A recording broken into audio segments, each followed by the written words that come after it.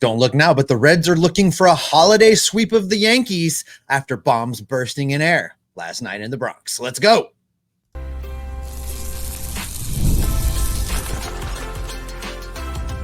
You are Locked On Reds, your daily Cincinnati Reds podcast, part of the Locked On Podcast Network, your team every day.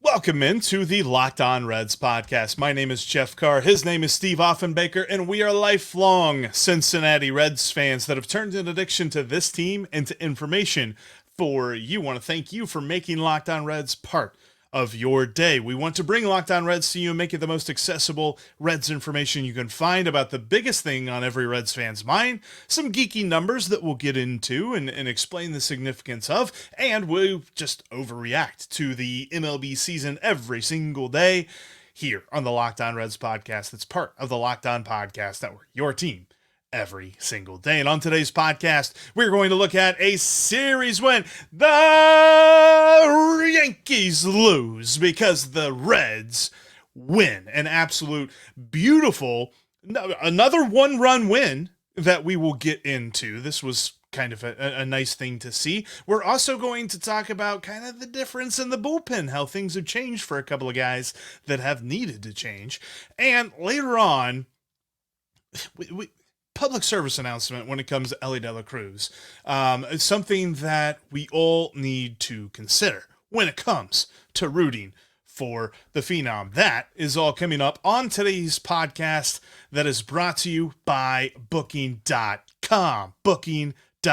Yeah, the right stay can make you a fan of any city, even your rivals. Check out Booking.com for your stay today. And where we will begin today, Steve, is with a series win, the first series win in almost a month. Who won a series? The Cincinnati Reds. Oh, is that even legal? And they did it in the Bronx. This one, like, they beat the mamby-pambies of the world, like the Yankees, who are the all-powerful and almighty, and Aaron Judge is hitting 1 million home runs with 1 million RBIs, and doesn't matter. It doesn't matter. Funny thing about this team this year, they won their series with the Yankees now. They own a season series against the Phillies. They own a season series against the Dodgers. They've gone toe-to-toe with the big boys, playing at 50% with one hand tied behind their back. So, people ask, how are we still optimistic about this team? This is how we're still optimistic about this team. They're continuing to do these kind of things that make us just want to believe that when they get a little bit better from getting people back, they're going to make a run for a playoff spot. And I know that people roll their eyes and groan when we say that, but a series like this should remind everybody about why you and I are the way that we are, because these Reds continue to deliver against some of the big boys. Steve, the Reds turned not one, but 2 double plays that were massive in this game. We saw great relief pitching from Alexis Diaz once again. He did walk the leadoff guy, but he was able to get that ground into a double play there, that ground ball from Anthony Volpe. And I loved at the end of the game as well. Jim Day goes over to talk to Alexis Diaz, and Elly De La Cruz comes over as well. And Ellie's kind of hounding Alexis. He's just like, dude, I thought you were going to do this interview in English. But then at the end of the interview, Elly grabs Jim's mic and he's just like, so, going up against Juan Soto there at the end of the game, were you worried? And Alexis is like, I'm never worried. And he showed it. I mean, he is looking so much better. We've got a couple of great performances stringed together now for Alexis Diaz that we can start to think, hey, maybe he has turned that corner. Well, he has always kind of had a little extra in bigger situations, right? He's one of those relievers that are wired that way. And I never pitched in the major leagues, Jeff, but I would have to imagine walking to the mound in the Bronx at Yankee Stadium, whether it was old Yankee Stadium or it's new Yankee Stadium, that's got to get the juices flowing. That's got to get the old heart palpitating a little bit. Yeah. I can see why he has extra in these type of games like this. Yeah, and he really rose to the occasion, even in the 7th, whenever, Fernando Cruz was kind of not his sharpest, he was still able to get a double play ball from Aaron Judge Oh, by the way, and I'm looking at Baseball Savant. Aaron Judge hit that ball 106 miles an hour. Reds turned a double play on it. That's baseball, baby. You just got to love that sort of thing. It could not have been more timely than when No. that came. In fact, I had just tweeted out, "Oh, there's the second game of the series, Reds," after the runs were allowed, and whew, got saved by the defense. Got saved by the defense. There's something we don't say very often at all. Right. The Reds got saved by the defense. Saved by the defense there from that double play, and then in the 8th inning as well, when Alex Verdugo hit that pop foul into left field foul territory, and Noelvi Marte is able to range over and catch that thing. I mean, Noelvi Marte had himself a game. I mean, I really wanted to talk about the pitching and the defense first, because quite frankly, a lot of the times when we've talked about the bullpen and when we've talked about the fielding this season, it has been in disappointing ways. They really picked things up in this game, but Noelvi Marte had himself a game as well with the 2-run dinger early on that gave the Reds an early lead. Yeah, Noelvi is showing that he belongs. And, you know, I'm still a little upset with him. I'm still mad at you, young man. However, boy, is he warming me up to him. It's nice to have him back. He plays a tremendous third base. Jamer Candelario does not get to that ball that he tracked down.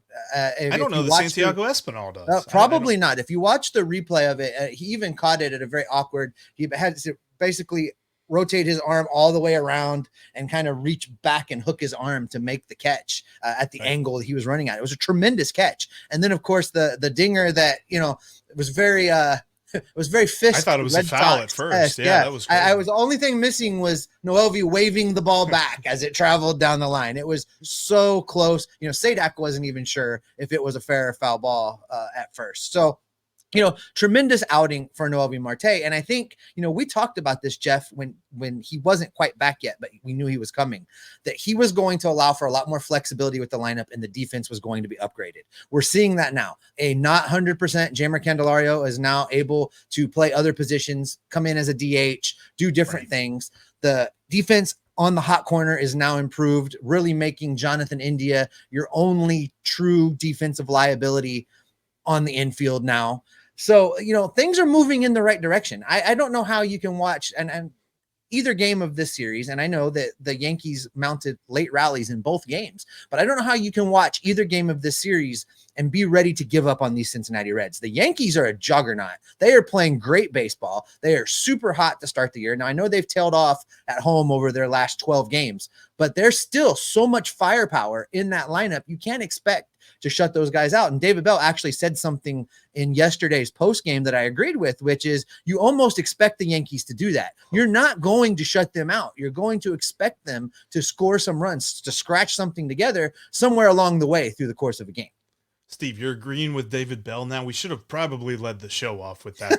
That's breaking news because my goodness. No, I thought his post game interview after winning this series was kind of fun. I mean, it was quintessential David Bell. You know, man, how do you feel about this series? Well, you know, got to go out and win tomorrow.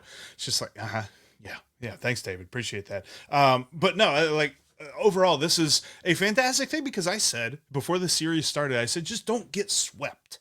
Right. Mm-hmm. And they did that in game one, and they met those expectations with flying colors. And now they have 2 straight wins, both of them of the 1-run variety, the type of game that has plagued them all season long. This is the kind of performance that, I mean, I'm not going to go too crazy with it, but I'm going to whisper it a little bit. This is the kind of performance that you can start to see a little bit of a turnaround. Yeah. And I credit Noelvi Marte with that, Jeff. I mean, we talked about this team needed a spark. Last year, it was calling up Elly De La Cruz. Really, it was calling up Matt McLain, but it kind of caught fire when Elly De La Cruz arrived. Now, let's fast forward to this year. Noelvi Marte can be that Matt McLain type initial spark to begin to turn things around, and then the return of TJ Friedel, the return of Matt McLain, can be the inferno that ignites this team and moves them into real, legitimate, serious playoff conversation. And that would be absolutely amazing because as frustrating as this season has been to this point, there's definitely been some points where you're just like, man, maybe they've got some things going. And most of it has been in these like first games where they either clobber somebody or they win by like 10 and you're like, oh, hey, could this? And then they lose the next two. And so after they won this series opener here in the Bronx, I'm like, ooh, what are we going to do with this? I am so glad that they've turned this into what it is, a series victory by the Reds over the Yankees. Oh, I love the sound of that. And coming up, we're going to talk about a guy that we haven't talked about yet, but deserves a lot of credit in yesterday's win, and that is starting pitcher Andrew Abbott. We're talking Andrew Abbott right after this.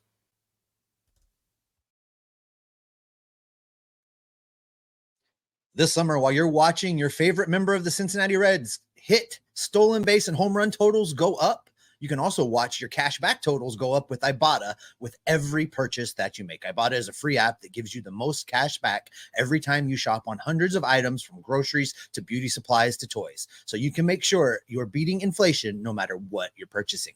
The average Ibotta user earns $256 per year. That could cover the cost of an entire shopping trip, that flight you've been eyeing, or that fancy dinner out that you've been craving. Join the over 50 million users and earn cash back every time you shop from over 2,700 brands and retailers, including all of your favorite grocery stores, Lowe's, Macy's, Sephora, Best Buy, and more. Right now, Ibotta is offering our listeners $5 for just trying Ibotta by using the code LOCKEDONMLB when you register. Just go to the App Store or Google Play Store and download the free Ibotta app and start earning cash back by using the code LOCKEDONMLB. That's Ibotta, Ibotta, in the Google Play or App Store, and use the code LOCKEDONMLB.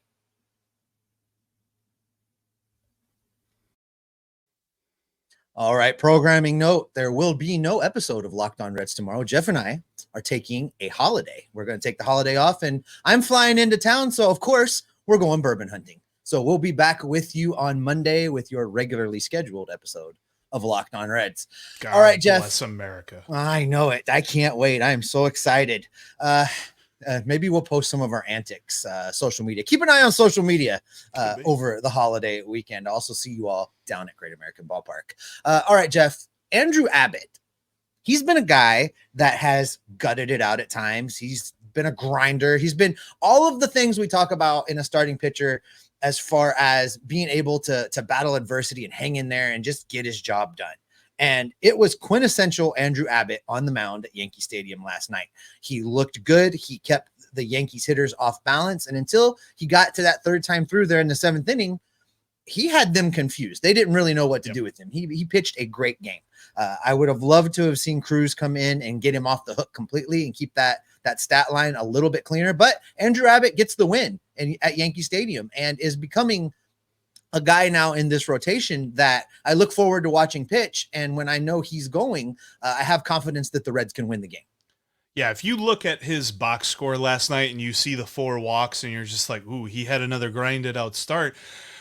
Well, it's because of the umpire. Like 2 of those walks were not walks. In fact, in the third inning with 2 outs and full counts on both Juan Soto and Aaron Judge, he throws a pitch that, according to the box on the screen, which they always tell you, they're just like, the box on the screen is not necessarily the exact strike zone. It's just indicative of where the strike zone is near. But both the pitches crossed the plate. Both the pitches were called ball 4 instead of strike 3, what they should have been called. So he kind of got robbed a little bit on that, but he was able to pitch around all of that. He was able to pitch around this hot lineup.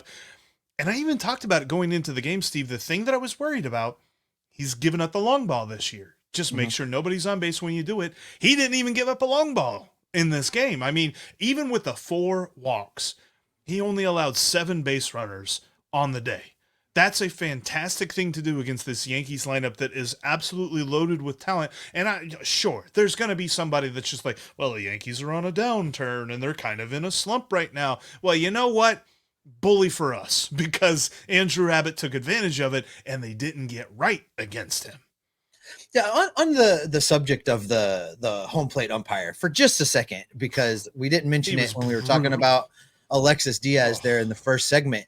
Did anybody else think that the home plate umpire tossed Alexis Diaz when they were doing was close, yeah. the exchanging of the gestures. So, you know, Alexis Diaz throws both of his hands out like, what? And the home plate umpire matches the gesture, but then whips another hand back across his body. And at first I thought he tossed him, but then he was gesturing that it was inside on the hitter. But I was dropped like, my Taco Bell quesadilla when I saw that. But yeah, the home plate umpire was bad, and Andrew Abbott. I'll be looking forward to look at his. If you haven't done so yet, go look at his report card. The umpire auditor on X. It's going to be ugly. Definitely going to be ugly. But Andrew Abbott, you know, I think he still has. I don't think we've seen the best Andrew Abbott yet, which is what's good about starts like this. You know, he's still refining his craft. He's still getting better. He's still making adjustments, and he's going to continue to get better. I think, Jeff. Right now he's a really good third or fourth guy in a rotation. I think he can get better. I think he can get to be like number 2 quality starting pitcher in a rotation that's going to have multiple number 1, number 2 starting pitcher qualities. I'm looking forward to watching him continue to develop, because it's going to help. It's going to help when we get into September, when we get towards October. And can you imagine the way that Andrew Abbott's pitching right now? You've got 4 viable guys for this rotation. Would you want to face that Reds rotation in a playoff series of Green, Lodolo, Montas, and Abbott? That's tremendous. And if one of those guys isn't needed, they're the guy coming out of the bullpen. That is one of the biggest reasons. It might be the biggest reason that I continue to be unable to quit the playoff hopes of this team. This team makes a wild card series. I don't care who they're facing. They're not going to face the Phillies. The Phillies are probably going to be the number 1 seed in the National League, so they'll miss the wild card. And they're not going to face the Dodgers. So you're talking about probably the Brewers, probably the Braves. Somebody like that is who the Reds will end up facing the first round of the wild card. Brewers or Braves, don't care. This pitching staff is better than both of those teams. I mean, Spencer Strider's not coming back for the Braves. Reds have a better starting staff without Spencer Strider than the Braves do, and then the Brewers as well. I get it. The Brewers have been hot this year. They haven't hit a skid. They're still in first place. They've done it with bubblegum and Band-Aids on that pitching staff. The Reds have not. The Reds have bona fide dudes. The Brewers have Freddie Peralta and a bunch of other guys. Like they just traded for Dallas Keuchel, and they started Dallas Keuchel like the second day that he was in the organization. That's how hard up for starting pitching they are. Dallas Keuchel hasn't been good for like 5 years. So I really feel like Andrew Abbott is the perfect encapsulation of this starting pitching staff, because you're right. Like, it's really hard to put him in the argument right now with Hunter Green and Nick Lodolo, but that doesn't mean that he has been bad, because he's right on the fringe of that argument. This start, the start where he beats the Yankees 6 1/3 innings. It's the first time since the beginning of June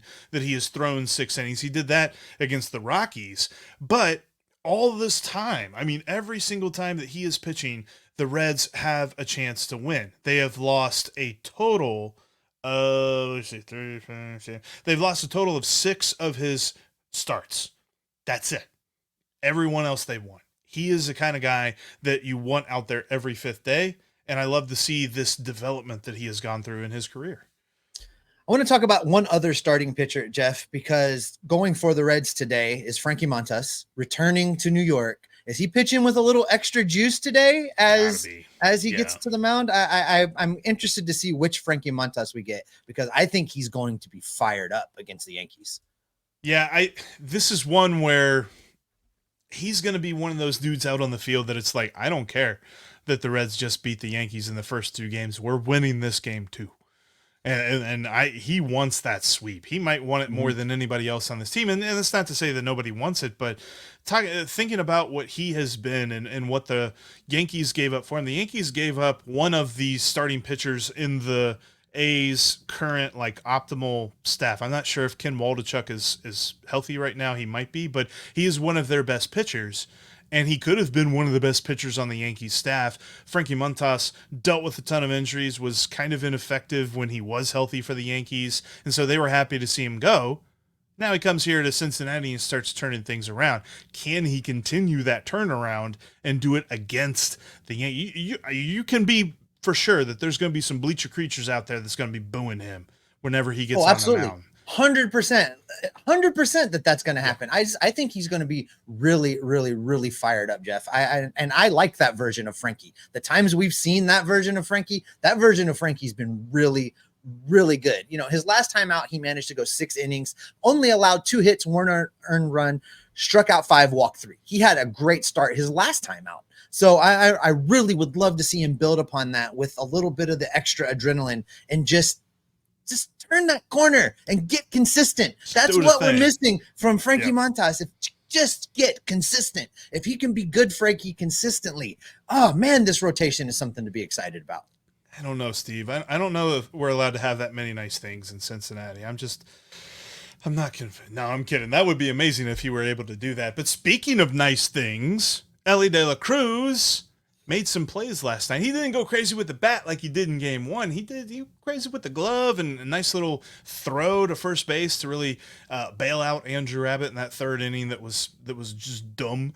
But there's this thing going on with Reds fans and Elly De La Cruz that we got to fix it. And we're going to fix it coming up next. Today's episode of the Locked On Reds podcast is brought to you by Booking.com.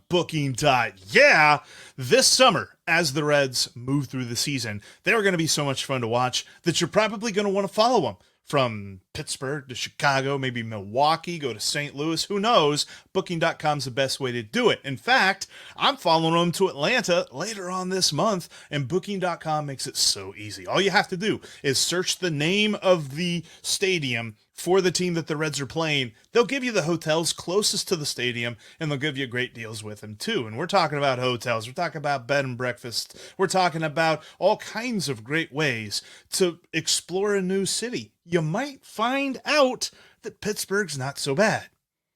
Maybe. I don't know. Booking.com will help you with that, though. Book today on the Booking.com site or on the Booking.com app. You can take the guesswork out of buying MLB tickets and NFL tickets and NBA tickets and all of the tickets by using the Game Time app. Just download the Game Time app, create an account, and use the code LOCKEDONMLB for $20 off your first purchase. Jeff and I have been telling you about this app for a long time. We both use it. I use it every time I'm in town going to a Reds game. I go down to the banks. I find my favorite spot, usually the taco joint, guys. Have my food, have a couple beverages, and then right about the time that I'm ready to go across the street, I jump on the Game Time app. I get a super great deal on a ticket and I head over. It's just that easy. Game Time shows you the view from your seat if you're not familiar with the venue you're going to be going to. They also have all-in pricing, so you know exactly what you're going to pay for that ticket before you click all the way through to the end. So if you're interested in getting in on the action and getting some deeply discounted tickets, just download the Game Time app, create that account, and use the code LOCKEDONMLB for $20 off. Terms apply. Again, create your account and redeem the code LOCKEDONMLB. Download Game Time today. Last minute tickets, lowest price guaranteed. You have got to check out every pitch of the Reds hometown broadcast through the SiriusXM app. You can literally do that wherever you go. Just download the SXM app and search the word Reds. You can also check out a lot of great written content about your Cincinnati Reds over at CincinnatiRedsTalk.com. Make sure you bookmark that website today. And speaking of bookmarking, speaking of saving, make sure you follow the podcast on your favorite podcasting platforms. Take us with you. If you can't watch us on YouTube, make sure you check us out on your favorite audio apps as well, like iTunes and Spotify and so many different podcasting apps out there. We're on all of them. Check us out and subscribe today. All right, Steve, the thing I kind of wanted to wrap up on here today, we're rolling in Independence Day, commemorating the day that Will Smith liberated the world from the aliens. But there's this weird thing that yesterday I gushed. Yeah, I bloviated a bit in a very positive way about our man Elly De La Cruz. And there were a lot of responses, and I'm seeing this on Twitter as well, and I'm seeing this all around Reds country as well, of, he's going to leave soon. You know, hey, he'll be a Dodger. He'll be a Yankee soon, you know, whatever. I got a problem with that. Like, when it comes to Elly De La Cruz, the amazing performances that he has on the field, this is not just going to be this year. It's not just going to be next year. And it's not even just going to be the next 3 years. This dude, for his rookie contract, which will increase through the arbitration process, will be with the team through at least 2029. So don't go out here worrying and responding. Like, if you want to be defeatist about life, you go right ahead. But you can miss me with that, because I want to enjoy Elly De La Cruz, and I'm going to revel in his accomplishments, and I'm just going to bask in the glow that is his baseball ability, and I'm not going to worry about future contract situations. Am I off base here, Steve? No, listen, Jeff, I love baseball. I love watching baseball. I love watching the Cincinnati Reds play baseball, and I root for every player that's wearing the jersey of the Cincinnati Reds while they're on the field. We happen to have one of the most electrifying players in baseball right now wearing a Cincinnati Reds uniform playing baseball. I am going to enjoy that for as long as it lasts. Now, look, I get in the old days, you know, I'm old enough to be back in my day, Jeff. Back in my day, you had guys that played their entire career with the team. Those days are over. Those days are done. We're not going to see that. It was great that Davey Concepcion became Barry Larkin, became Joey Votto. That's the end of that run. That's just how it's going to be. I'm going to enjoy Elly De La Cruz for as long as he is here. And when he's about a year left of team control, they should make him an offer of a contract that they think they can afford to pay him. Elly and Scott Boras are going to say no to that contract. He's going to get paid on the open market. So then you trade him and you bring in 5 other guys that we can be excited about for wearing a Cincinnati Reds uniform. You know what's something that was criminal, Jeff? Absolutely criminal. What was criminal was the Los Angeles Angels of Anaheim South, north of Mexico, whatever they're called now. What was criminal was the Angels allowing Shohei Ohtani to simply walk away. It was criminal. Absolutely criminal. The Reds cannot do that. For the market that they play in and the budget that they have and the ownership group. And I know the ownership group that we are saddled with can only sell so much cabbage, literally. They can only sell so much produce. To be in this situation, the Reds are going to have to churn this roster and trade guys when the time comes. If you want to be angry about that and quit on baseball and quit on the Reds and give up, well, you're going to miss out on some of the funnest baseball this city has seen in a long, long time. All of the greats have gone to other teams, Jeff. Pete Rose played for other people. Yep. Right? Tony Perez played for other people. Joe Morgan played for other people. Yep. They all moved around. It happens. It's part of the game. Stop being man that yells at clouds because someday Elly's going somewhere else. Enjoy this run. Enjoy this excitement. Enjoy the fact that a member of the Cincinnati Reds is being marketed left and right by Major League Baseball and is becoming a face of the sport. Enjoy that now. Get out of the comment section with all your negative Elly takes. Come on. I love that. And I think it's funny too, because consider this when you're watching Elly. How many times I don't know that there is a stipulation to this take. Every single baseball fan ever has said, man, it would have been great to see X player through his prime, or as he got into his prime, or as he really got into the league. Like, think about the Reds greats. Think about Pete. Think about Frank Robinson. Think about Joe Morgan. Think about Vada Penson. Think about some guys that you can go back and just be like, man, they had Hall of Fame careers. Would have been amazing to see them reach that point. That's what we have right now. That's what Elly De La Cruz is doing right now. And quite frankly, he's got a lot of work to do before we start talking about the Hall of Fame stuff. But the talent that he is showing, the ceiling that he is showing for all of his abilities. And I said it yesterday on the pod, Steve, that he's a 6-tool player. He is, because he can switch, he's a switch hitter.